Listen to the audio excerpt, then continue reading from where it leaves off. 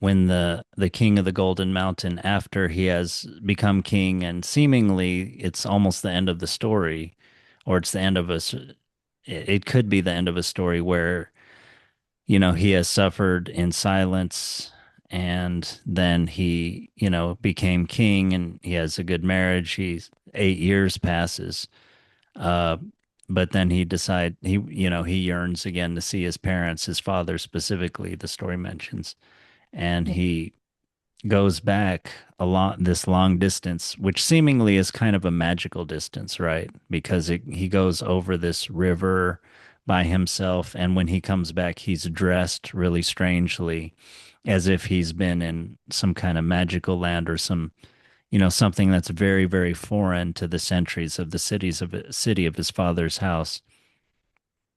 But anyway, yeah, my point is there's lots of distances traveled in time and space, and that can kind of facilitate, yeah, emotions building up, or there seems to be something of the logic of that in this story.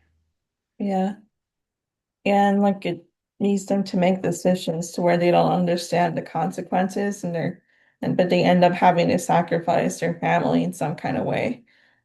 Yeah, Since right. they seem overtaken by passions, like you said, and they don't consider uh, that the things they're agreeing to could come at a heavy price for their Yeah, families. right. Exactly. That happens the first time and later on with the merchant. And it may Hmm. be befitting that the story starts off with a merchant who is a person who invests and risks a huge amount in loading up a ship with goods and having it sent off, and not knowing if you'll ever get anything back from that. That may be the kind of the theme of this, is like the anxiety of sending a whole shipload of stuff off, because of the risk that you're taking and the uncertainty involved in the enterprise. Hmm.